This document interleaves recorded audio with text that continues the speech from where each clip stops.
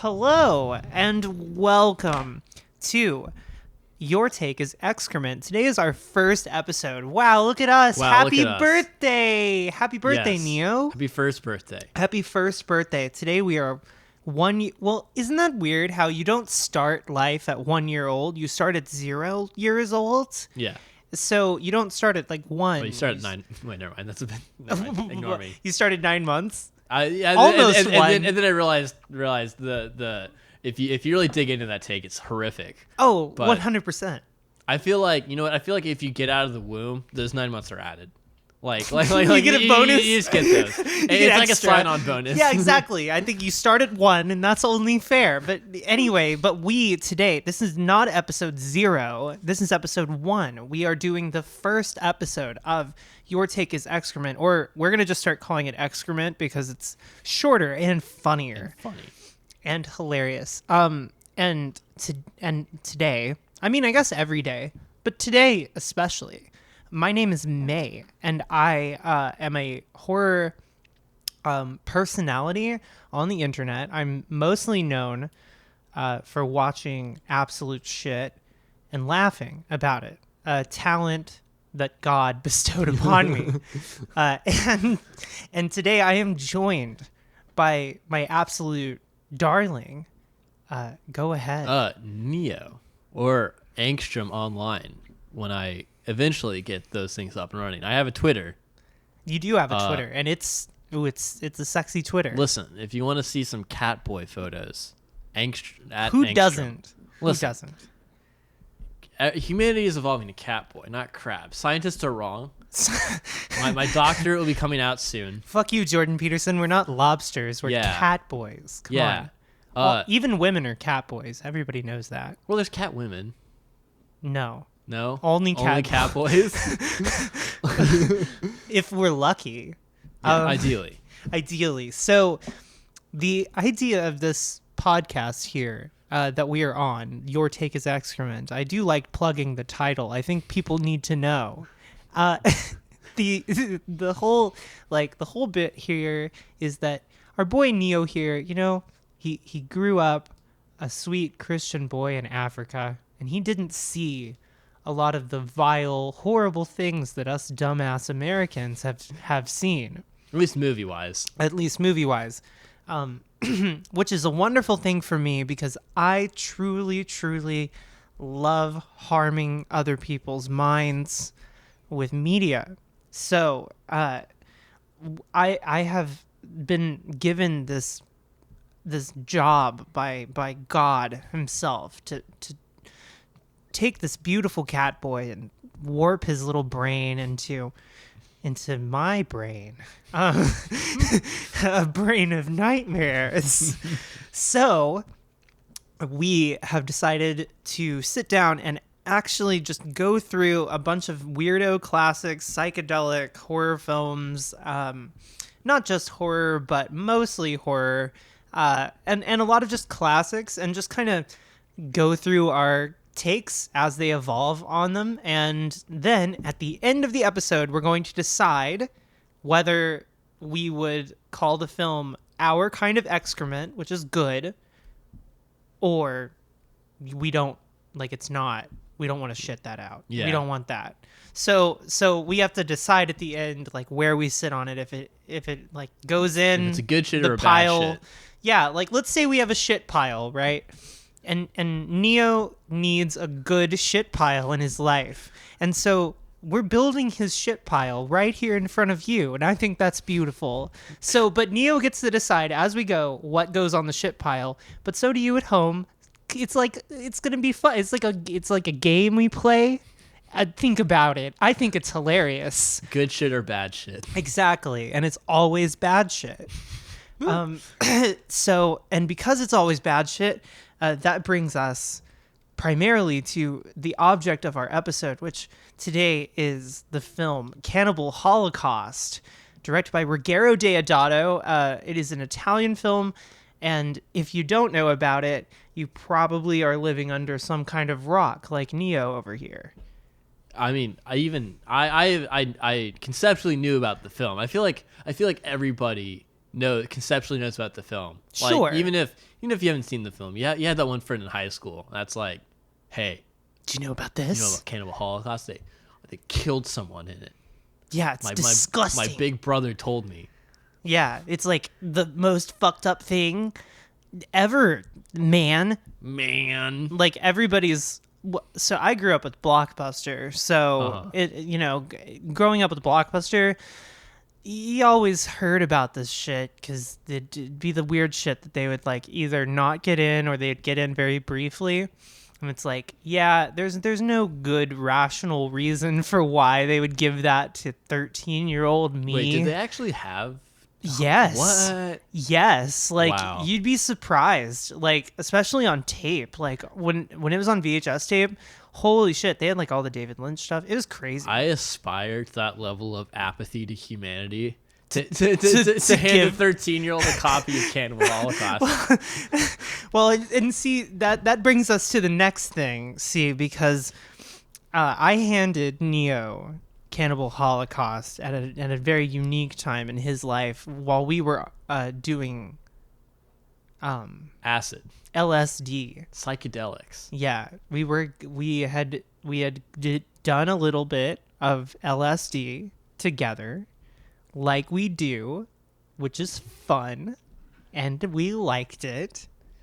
And then we went to the bad time where we while at our most empathetic selves watched Cannibal Holocaust and had and this is kind of where this podcast came from, to be honest. Like, it came from, we were laying on the bed next to each other.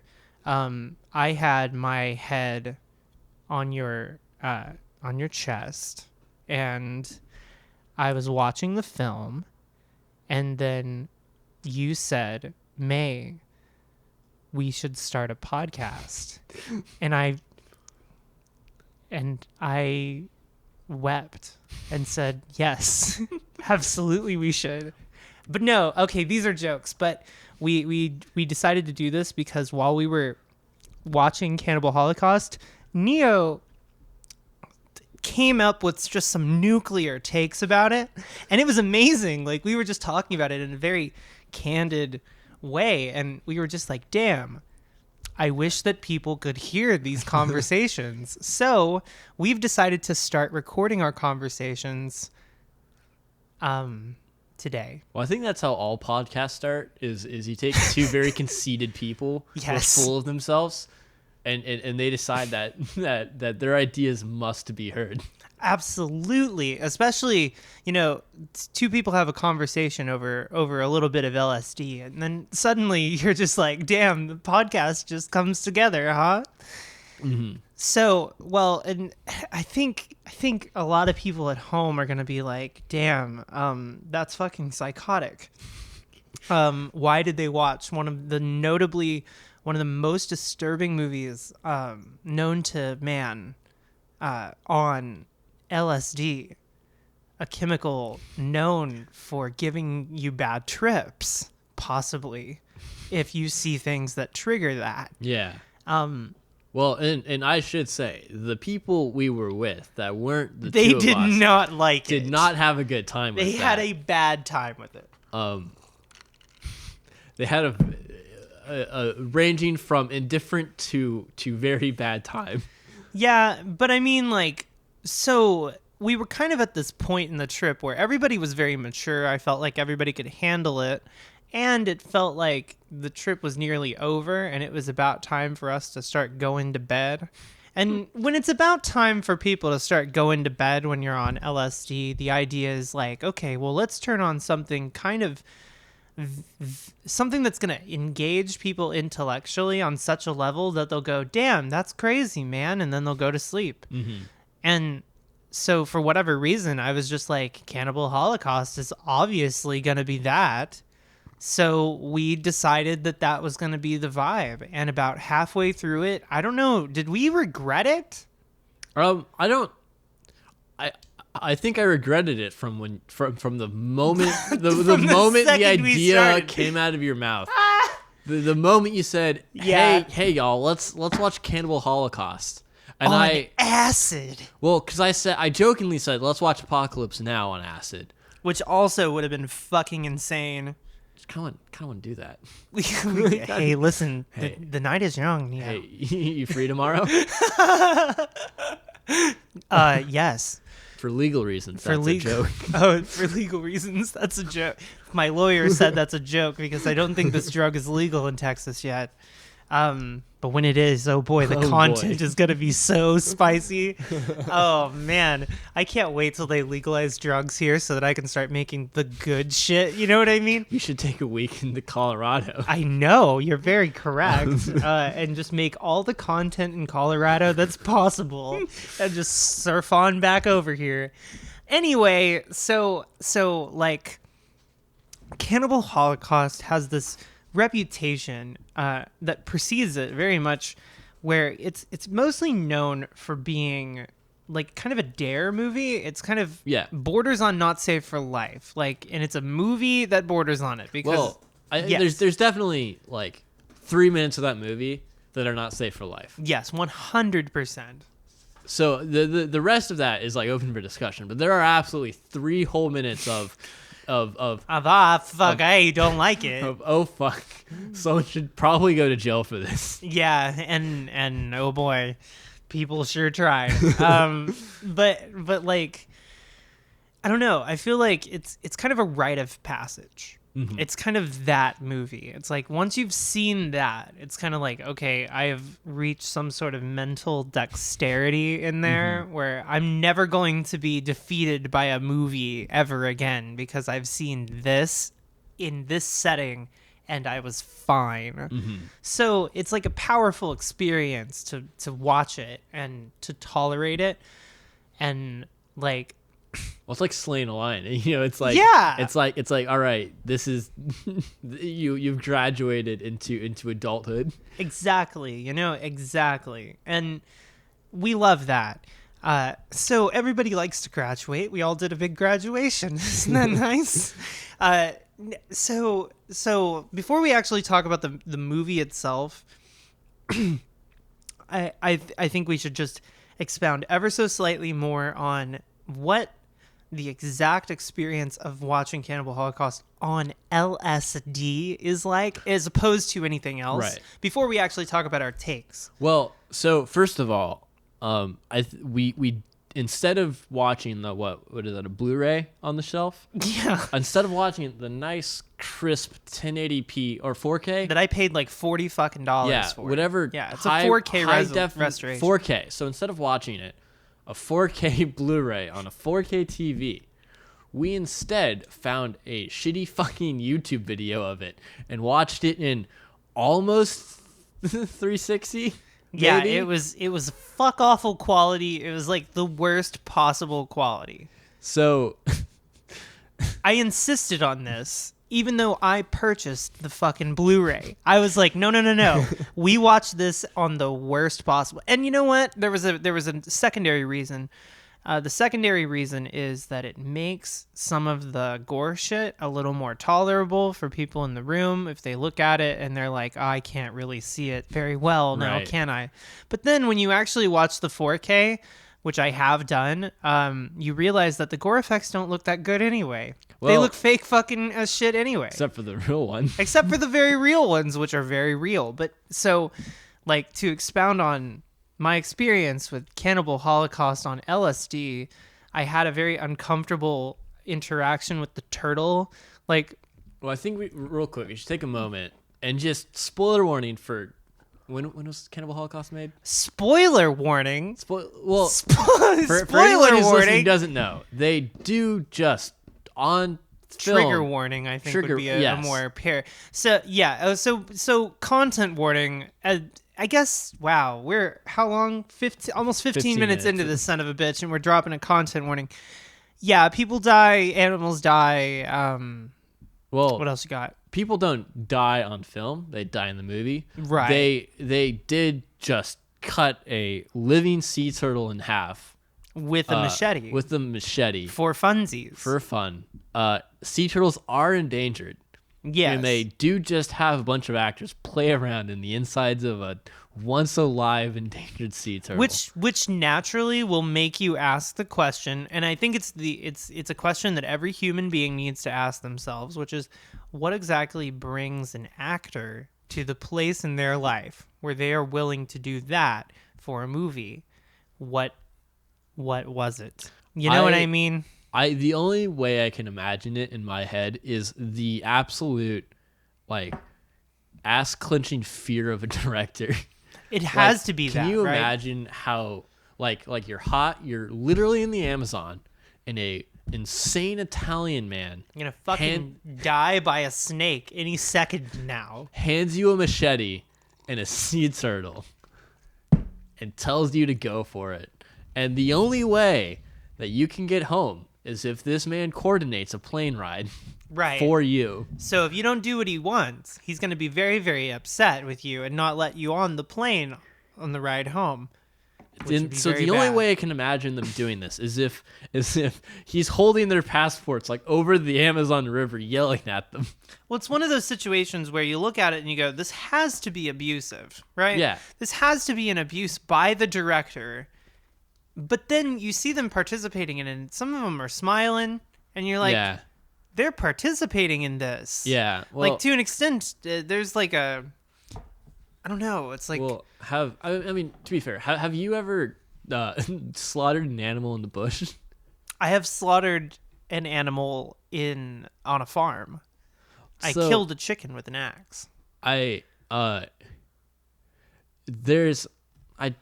One of my many weird experiences is like a Lord of Flies gaggle of teenage boys. We were all 15.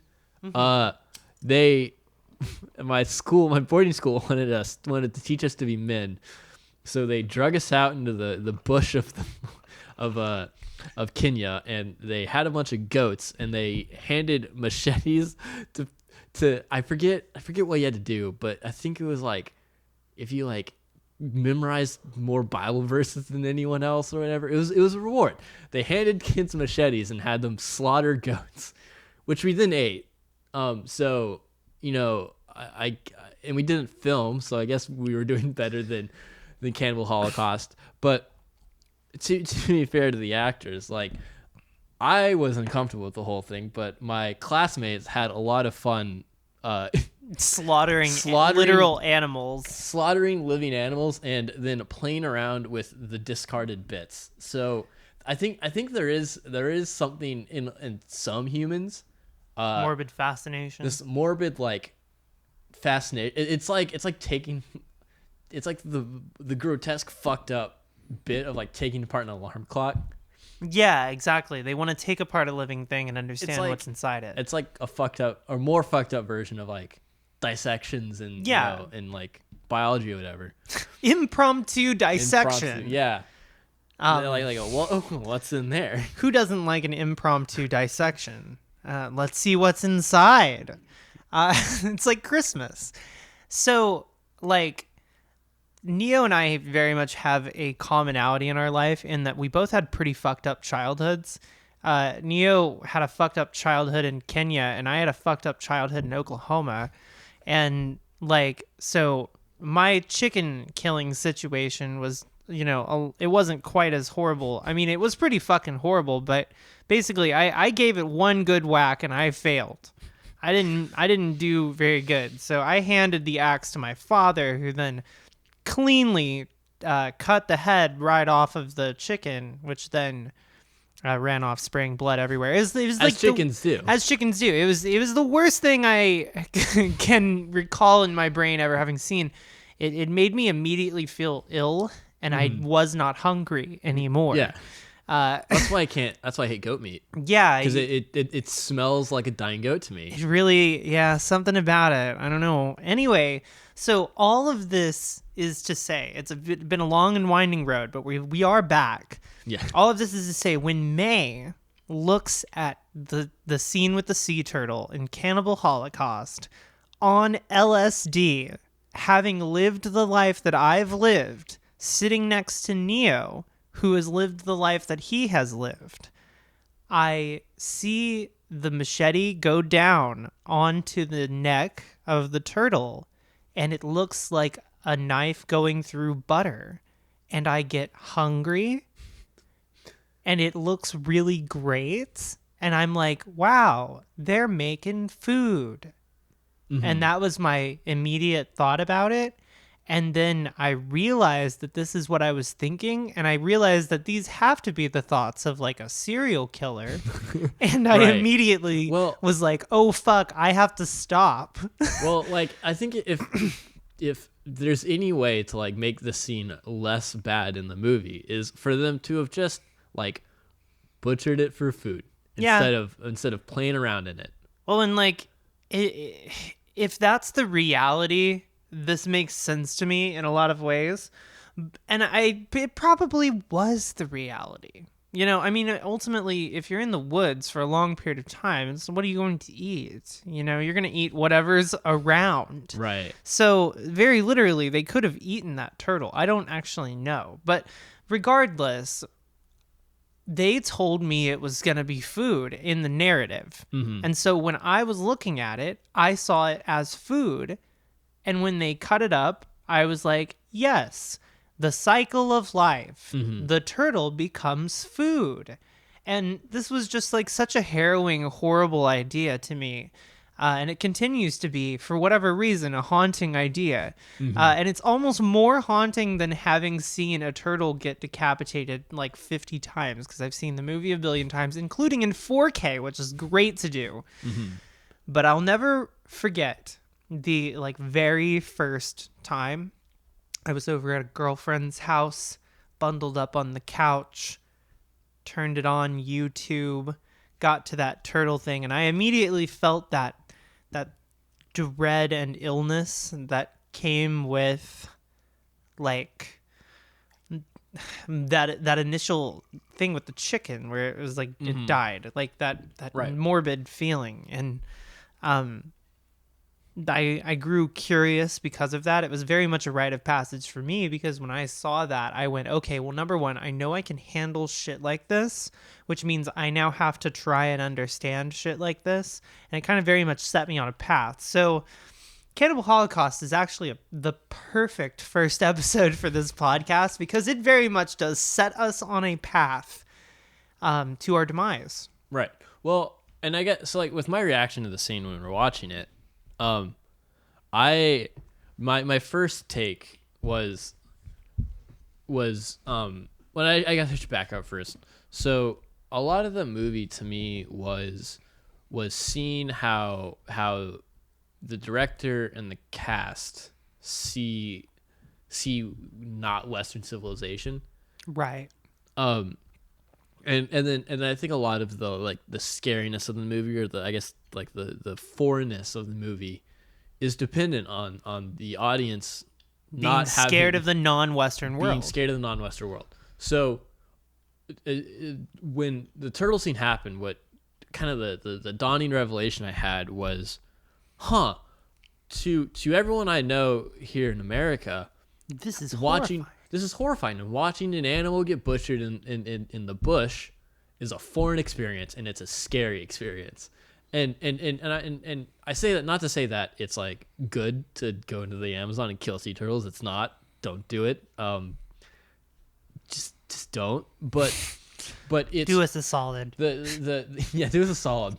But the concept of going into the bush and butchering an animal is just it's just something that happens. Like it's how life. It's life. It's how you get meat in some parts of the world. It's how you get meat in all parts of the world. But you know, in America, you're like a step removed, right? Exactly. Well, you're many steps removed. Yeah. Intentionally. Right. So to not think about that. Mm-hmm. I'm reading this book right now. It's called Cows. This is very off topic, and we will get back, but I'm reading this book right now. It's called Cows. It's by Matthew Stocco. It's on my table over there. And anyway, it's basically about the inner workings of a slaughterhouse, and how, like, you know, because Americans are so removed from what that's like, basically the people that work in the slaughterhouse are fucking insane. Like, they kill animals. They love killing animals. They enjoy the shit out of it. They fuck the dead animal. Like, it's a whole thing.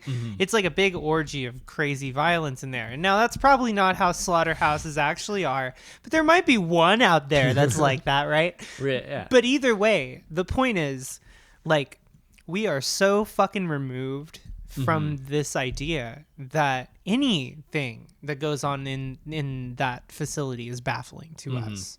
So, like, that kind of applies to Cannibal Holocaust too. It's a movie that exists that baffles Westerners. It just baffles Westerners all around. Even if you hate the movie, it has a tendency to baffle Westerners.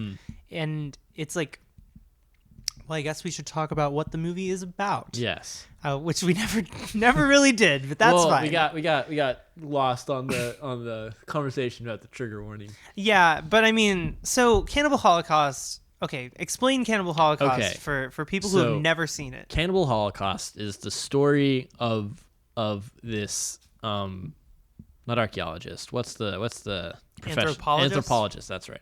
So it's the story of an anthropologist who is approached by a news organization, and they have found the footage, or want him to go find the footage. Yes. They want him to go find the footage of the news team they sent to go investigate the cannibal tribes of the Amazon. And which just to start, just that alone is just incredibly racist to a comedic degree. Oh yeah. This whole movie is, despite what the director wants to communicate, which we'll talk about later, irregardless of whether he communicates what he's trying to communicate well, it's very, very racist. Yeah, I mean, it's one of very few movies, all weirdly directed by Italians, that are both really fucking racist and actually have a genuine conversation about race in a way that most movies don't. Right. It takes a racist to have that conversation. It does. So this anthropologist is hired to go and to find the what happened to this team of reporters that went into the Amazon. So then the movie is his journey through the Amazon as it just like slowly gets worse and worse and worse as they participate in human slavery and torture, rape. Yes. Am I missing any fucked up things that happen? Well, so to clarify a couple of things, the guy that they send into the Amazon to find the footage, he finds that they've died. They mysteriously died. Then he watches the footage back, and on the footage he learns that the reporters were up to some fucking shenanigans. Right. Including basically what they like staged a bunch of shit, fucking killed a bunch of people, burned down a village, caused a bunch of shit between two different tribes like who were at war, and so they like started war, and then they also killed each other at different periods and raped each other at different periods, raped the native people, and at one point they rape a native woman. The native woman is then like put on a pike by her people because she's been like fucked by a white person, which is fucked up. And then that tribe is like, we have to go kill the white people who did this. So they fucking go through the woods and find them and brutally murder them. And so the last thing we see is the guy walking out of a building, looking up at the sky and going, I wonder who the real cannibals are. Well, but also he convinces the news organization to not release any of the footage. Well, right. He suggests that they don't release any of the footage, and then the director of the news organization is like, we have to burn the shit. Burn this shit. Just light it on fire. Well, and so that in and of itself is kind of a take. Like, why are we burning it? Like, it still it happened. Like, why are we denying its existence? But like, I don't know if it's trying to deny its existence as much as it's trying to like condemn their actions, because don't give them any. It's like how whenever we are in all of our World War II documentaries, all the footage of the Germans we use come out of German propaganda. Right, Leni And Riefenstahl. so the German propaganda machine is over the moon. That in all of our footage, we're using the image of the Nazis that We they continue wanted to us use Leni Riefenstahl's version of Nazism. Yeah. So I think what I think the Italian is saying, the director, what's his name again? Ruggero Deodato. I think what Deodato is saying is he's saying, don't use that, like don't use the propaganda footage, like because something the anthropologist says is like the whole thing was staged, like you can't use the footage, especially because they like if you everything cut that this happened. up and try to turn this into an episode, it's going to turn into basically propagandizing, continuing to harm these native people. Mm-hmm. Because ultimately, it's just a big act of colonial harm. Right. Yeah. So, I think there is I think one of my favorite kind of movies that we watch are movies made by people who were alive during World War II. It's like a lot of like Japanese samurai movies that were made by people who lived under Imperial Japan. Oh yeah. Or like these Italians who were alive during fascist Italy. I haven't seen any like we need German to movies. Get a little deeper on that one. Yeah. But we will. Don't worry. We made a podcast about it, my guy. And I haven't seen any German movies about that. But it's I feel like they always have so much more to say about literally everything than anyone else that makes movies. Well, it's kind of the way that we all are now. I look back at myself a couple years ago, like before COVID, and I'm like, what a silly little bitch. Like, you know what I mean? Right. I'm like, what a silly little bitch. Like, you didn't know shit. Mm-hmm. And it's very much the same way with people in World War II, where it's like, you know, they would very much look at what we're doing now and be like, wow, y'all don't know shit. Right. And so we don't know what life is like in fascism. I mean, we do now, but I mean, we don't know what it's like to be in an internment camp, and we don't know what it's like for that shit. Right. So to be an Italian in the middle of in the 70s. And it's fucking insane. So on top of that, there's this reputation that Italian filmmakers themselves are notoriously hideously racist. Mm-hmm. Like notoriously hideously racist. The reputation is very bad for Italians. So Ruggero Deodato is making a movie about that reputation. Mm-hmm. Weird. Well, and I also want to point out in our synopsis, the anthropologist who goes for most of the movie is interacting with the tribe that killed the reporters. Yes. So one of the whole bits of the movie is that the only reason that the cannibalism happened is because white people did some colonizer bullshit. Right. So when the scene came up where all the white people got horrifically cut in half and murdered and killed, it was, in my opinion, like to me and to my acid brain, it was kind of like a happy scene. Yeah. Where it was like comeuppance. Yeah. It was like the chickens came home to roost. Yeah. It's like, all right, you deserve this. You made me watch a scene where 3 of these white dudes rape somebody. So now I get to watch a scene where they get violently cut in half and their penises cut off. Well, you know, and I will say that that's a very, very fair thing about the exploitation genre. Like, if we ever watch Last House on the Left, there's like this 15-minute horrible rape scene, but the whole last end of it is just that person that did the rape getting butchered. Mm-hmm. And then like it's the same with like I Spit on Your Grave, like a group of guys like rape a girl, and then the end of it is the girl just going back and just brutally murdering and cutting off the dick of like everybody who did that. So it's like exploitation has this weird, I don't know, manufactured comeuppance. It's kind of the Inglourious Bastards theater scene thing, where it's like, when do we tolerate violence? And so how do we tolerate violence? How do we tolerate media violence, journalistic integrity, and especially Italian exploitative journalistic integrity? Like, how does that intersect with the actual world? Because the world itself is mean, but in not non-Western way. You know what I mean? Like, it's not in this like weird exploitative non-Western thing. It's mean in like a very normal way that we all kind of mundane, I would say. So like the journalist in the first half of the movie goes and hangs out with the tribe and learns how mundane it all is. Mm-hmm. Like, their life is ultimately shocking to his Western eyes, but then eventually he's like, yeah, I get this. Like, this is normal to me. This isn't all that fucky wucky.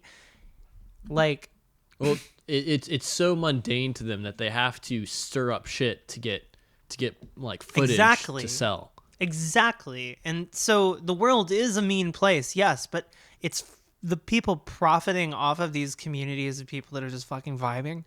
Like, that kind of shit is fucking evil. So the end of the movie is like, who's the real cannibals? And it's like, literal cannibalism is occurring in a tribe because of instigation and all this shit. But who's cannibalizing a community? It's like Western people torturing non-Western communities for clout. Like, that's cannibalizing a culture. Right.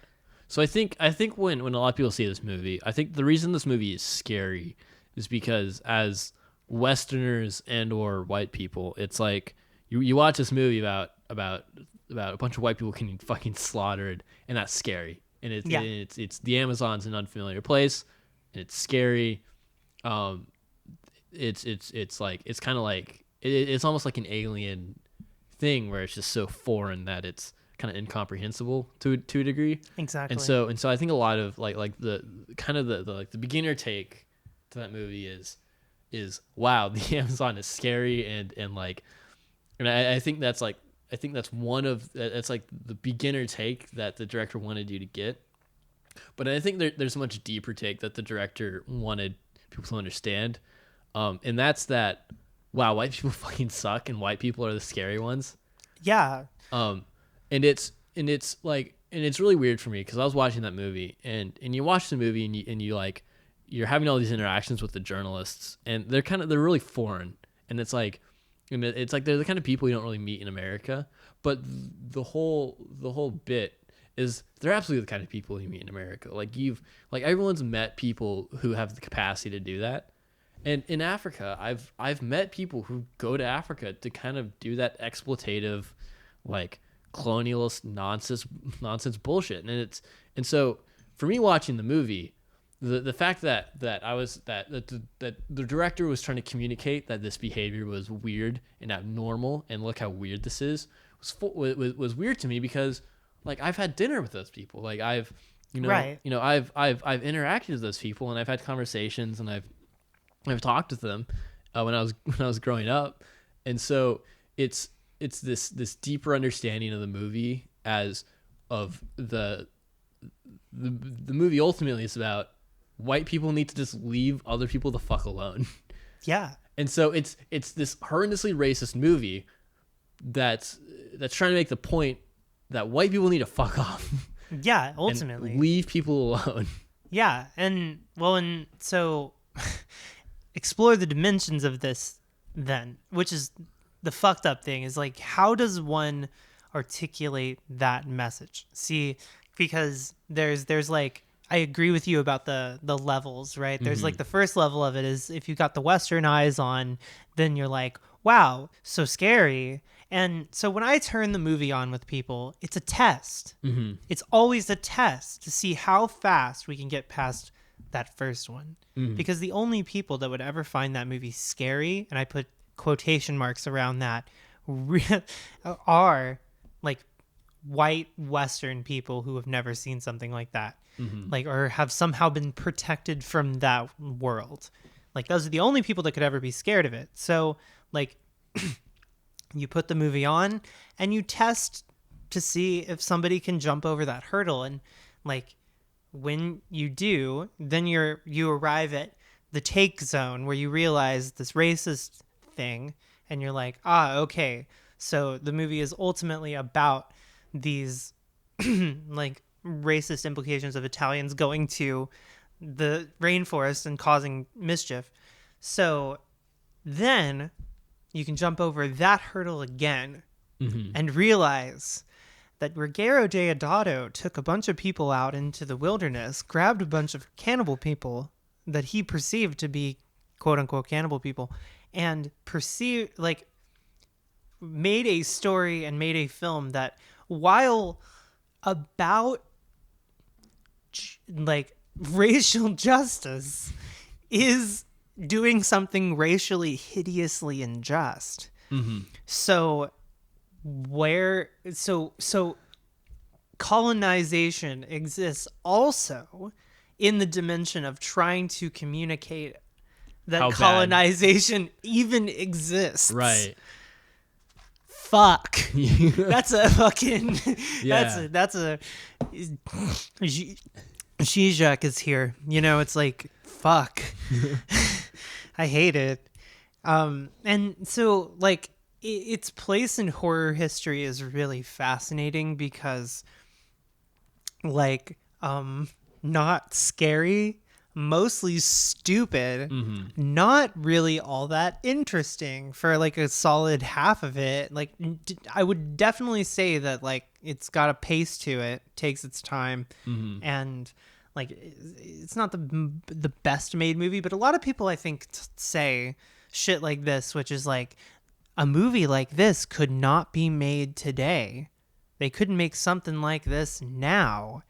And like the reality of it is, I think people probably do make shit like this now. Well, yeah, more than we would ever realize. Well, right, but it's all saved on some tourist's camera roll, like exactly. Yeah, and I mean, it never changed. Like, while we have a world that would have tolerated somebody trying to criticize colonialism by literally doing colonization in the fucking woods, like, maybe that would have been more tolerable in Italy in the 70s, but, well, I mean, I guess it wasn't because the fucking director was arrested. But also, nowadays, it is just the reality. Like, you lived in Africa. That shit is just the way it is. Like, another movie that we love is The Holy Mountain, which we're definitely going to do an episode on. But, like, The Holy Mountain has this bit where it's like you finally go into the city and you, like, realize that everyone in the city is just, like, taking photos of the culture and just, like, exploiting the shit out of everybody and everything. And, like, everyone's misery and death and violence, and they're just taking pictures of it, and they're like literally sexualizing it. It's like a whole thing.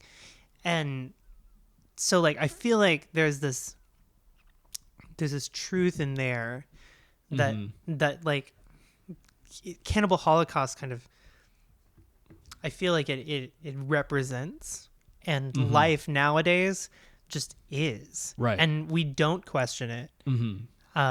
It's kind of fucked up how, while challenging the concepts of colonialism in the 70s was kind of like radical while even doing the colonialism, nowadays, like, it's so accepted and silent and like quiet, like quiet, but still happening in very much the same ways. It's just baffling that nothing ever fucking changes. Well, and it's like a lot of the tourism in Africa is very much like, come and see how we want to present this to you. Yeah. So like the big things you do when you're like in Kenya is you either go to game parks and you experience like the wild as it is, right? Or at least the curated wild where you have an expert game warden show you around. Yeah. Or you like literally visit the slums, and there's this huge tourism industry where you get in a car with somebody or you get in a bus and they drive you around the slums and you take fucking pictures of people. Like, I've seen that. You roll around and you take fucking pictures. And it's I think I've been on one, and it's horrific. I hate it. It's like, it's like these people are trying to survive, and these people are not really surviving. Life for them. This is like life and death. There's a pack of street kids who have to band together to fight off other street kids so they can raid trash cans to get enough scraps of food so they can survive. And there's a white bitch who weighs 300 pounds because she can't stop eating fucking McNuggets, taking pictures of them, and I want to kill her. No, I definitely get your whole thing there. And so it's like, it's this whole thing of like, like white people and like Westerners coming to the third world to just kind of be ignorant assholes and to like, oh, I'm just trying to document this, because like they think that they don't see anything wrong with it. They're just like, oh, this is like horrible. I should show all my friends how bad it is. This. Yes. Where it's like then fucking help. Like, right. Like, it's literally that Channel 5 bit where he goes to the fucking rally and he's like, why don't you give me $5? Like at the reparations rally. It's like, why don't you just give me $5? And then it's like, they bring all these cameras out there. They exploit the native people. They torture a bunch of white people and make them fucking kill a turtle. And they do all of this fucking shenanigans bullshit, all in service of quote unquote scaring me and failing ultimately, because I have the sense to know that the world isn't the way that white people like white Western people perceive it. Well, and it's literally, it's like, it's that story. You could very easily imagine it as like a pulp story from the like the 19th century, where it's like, oh, we Englishmen must colonize the brutal wastes of South America because there are savages out there. Like, it's you know, it's very easy to see it as like this like racist propaganda piece from 300 years ago. Well, and ultimately, what is the fucking difference, right? And well, and like it's the thing that I've been, the joke that I like to make around the house these days is like, you know, the Wild West. We talk about, you know, you could go down to the the pawn shop and buy yourself a gun, go down out in the street and just be like, town ain't big enough for two of us, and just shoot everybody. And it's like, literally, that's Texas. It's never changed. Like, it's still like that. Right. And the police will never do anything because they're the fucking police. They're crazy. They're killing black people, like, because it's fucking Texas. Like, nothing ever changed. It's still the Wild West. Nothing ever changed. Colonization in South Africa and our weird, dumb, stupid, racist interpretations of what that looks like are the same way. It's just, it never died or changed. Well, and I think it's just late stage capitalism is ultimately racist, because everything that we have, like all the components for our phones, are mined by slaves, child slaves in Central and Eastern Africa. Right. And so it's like, I think capitalism itself is just so incredibly racist, and so it's ultimately unsurprising that this is just kind of the prevalent like view, and it has been for 300 or 200 years because that's just the system we've made and is like lurching forward, is everything that's over there is ours to take and to use and to exploit, including their suffering. Like, they can't even have their suffering. They can't even have that to themselves. Fuck.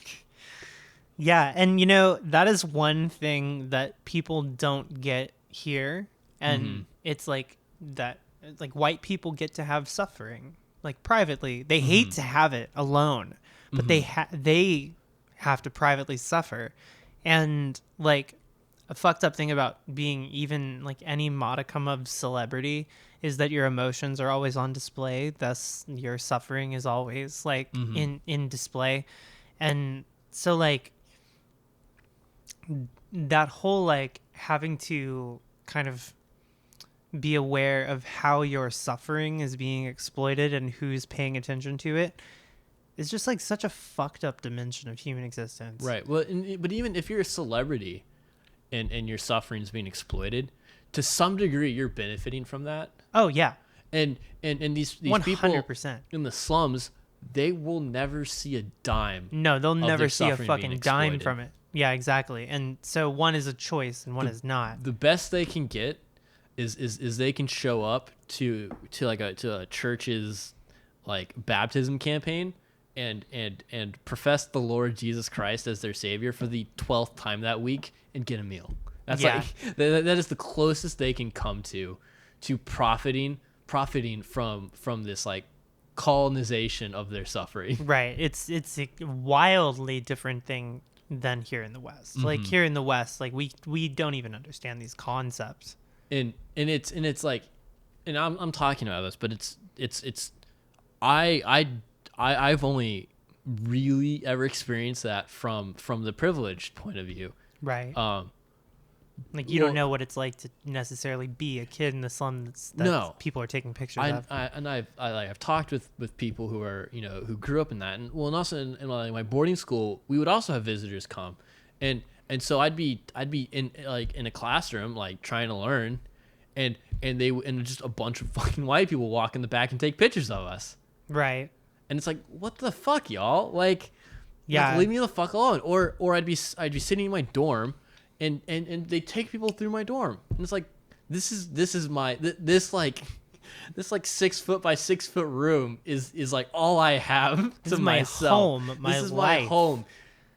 Like, why are there weird white people taking pictures of this? Yeah. Well, like one time when I was early in transition, I was probably like a month in transition. Okay, so it was like a long ass time ago, and I was crying at a Target. I was like in Target, and I was just very, very upset. And I wasn't making a scene or anything. I was just crying. Mm-hmm. And this like 16 or 17-year-old kid pulled out his phone and started filming me, mm-hmm. and just followed me around the store filming me while I cried. And just silently, like, he didn't say anything to me. He just filmed me, mm-hmm. and just laughed. And it was just like the most awful thing right. in the world. Mm-hmm. Because and you're just like, stop fucking filming me, stop mm-hmm. fucking filming me, but like, you don't want to make a scene anyway. I don't want to make a thing about it, but my point is just like, if you're something to oogle at, white people will oogle at you. Like, Western people will oogle at you and think, oh my God, how does this person right. live? Mm-hmm. And so I don't know, this might be a bit too much. We might have to cut this, but when a child, I don't know if it happens with people, but I've only really seen it in children. When a child is starving, their bellies distend, and so they get these like really big bellies. Mm-hmm. And that's just a process of like of children starving, and oh boy, have I seen a lot of that. But white people fucking like they love it. They hate it.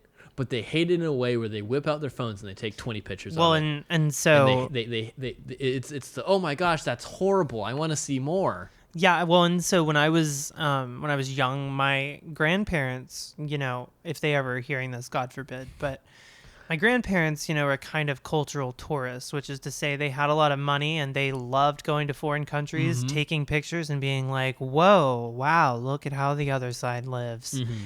Anyway, and so they went to the Amazon and they took a bunch of pictures, and they said that, yeah, the Amazon's fucking disgusting. Can't drink the water there because it's just shit water. And if you drink it, you'll get dysentery. And so all the kids are all bloated and fat with dysentery. Mm-hmm.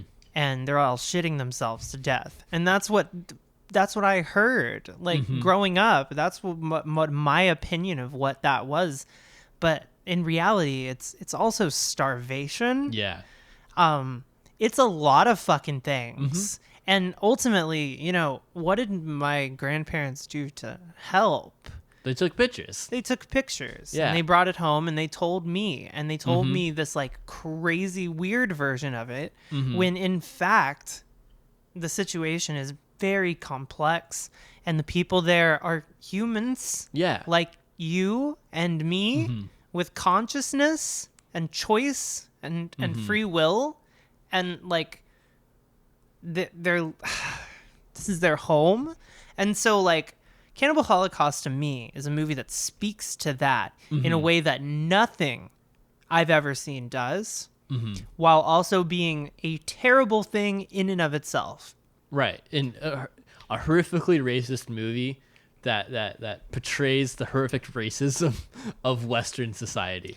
And it's almost like nothing is a substitute. Like, there's mm-hmm. not another movie I've ever seen that quite portrays how racist Western society is. It's like that thing with Hunter S. Thompson where he's able to like to see or to so vividly describe racism because he's really fucking racist. Because he's fucking racist. Yeah. And he has the self-awareness to be like, wow, I'm really racist. So this is obviously what I'm thinking about in Right. my steps of that. And so it's almost a valuable perspective because it's kind of fucked up. right. And this is why it's the perfect introduction to the series, because it introduces the idea that can something be fucked up in a way that helps the world?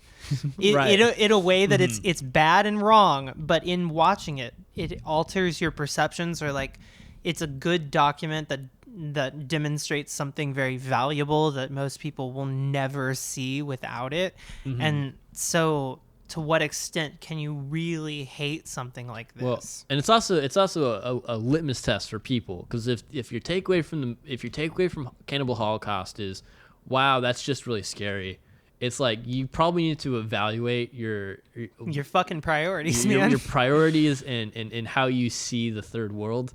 Yeah. And how you see people of different cultures than you. Yeah. And if your takeaway is, wow, this Italian fuck is a bastard, then I think that's how he wants you to take the movie. Like, Yeah. I think he wants you to watch the movie and be like, wow, fuck you. It's ultimately self-effacing, which is Yeah. really fucking weird.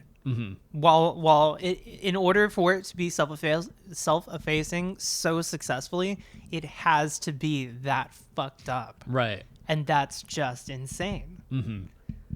I now must pose the question. The first time we will ever ask this question, but not the last time. No, we will do this many times. I have a feeling this went rather well, to be honest. Neo, excrement or not? Does this go in the pile for you? Is this one gonna be in there? Or So I didn't like it. I mean, we'll talk about movies later that I liked. So I did not enjoy the film.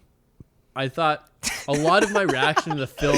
I did not enjoy the film. A lot of my Cannibal Holocaust. A lot of my reaction to Cannibal Holocaust is wow, these are takes that I learned when I was a preteen, watching white people do this in real life. Look how far in advance you are above their fucking bitter psychology. Like, oh my god.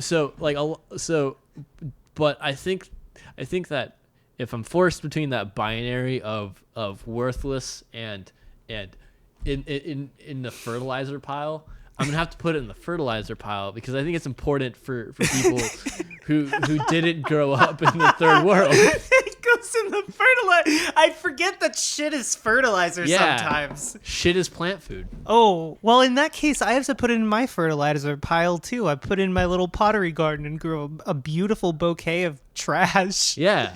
Yeah, no, I think it's good. I mean, I think it's important. Like, when I look back in my life, I think watching this was important to me. Like, it definitely altered my perceptions of reality, which is what I want for my movies, my drugs, my friendships, everything. You want to alter that perception. And like, this was a movie that spoke to something in me that I knew when I was a child, but Western society really wants to suppress by giving you a bunch of bullshit racist lies about what the third world looks like. Right. So watching this can break that spell for a lot of people, and therefore I think that it's necessary and goes into the fertilizer pile, even though I will agree that it is terrible, I don't like it, and it is racist. It forever alters my opinions of Italians for the worst. Well, and listen, your opinions of Italians was already pretty low, let's be real. Listen, you can't be racist to a colonial power. God damn it. And the Italians ultimately, and this is a history tag I have, were one of the first colonial powers. So they've been a shitty fucking colonial power for 3,000 years. Yeah, so fuck them. So fuck them. So fuck them and fuck their movies. Yeah. But Cannibal Holocaust is pretty all right. It's not good, but it's pretty all right. It's educational. It's like a medical procedure that sucks, and then in the end, colonoscopy. It's colonoscopy. You have to do it, but it sucks. But I think it teaches an important lesson that only a filthy, disgusting, fucked up Italian man can teach you. Damn, that's like the best possible way to describe it. And I don't think we're going to really beat that. So I think that's a great way to end this. Thank you if you're at home masturbating to this. Like, hi. First off, I hope that you came. And thank you for coming. Anyway, this has been Your Takes Are Excrement, which is now my favorite podcast. I really like it. You should tell your friends about it. Tell all your hoes, tell your polycule, tell your uncle, tell your aunt and your uncle at the same time. Tell everybody. Everybody on the planet. Yeah. Put on one of those conspiracy theory like billboard necklace things. Yeah. With your excrement or your take as excrement and run around the city streets. Yeah, run around the city streets naked.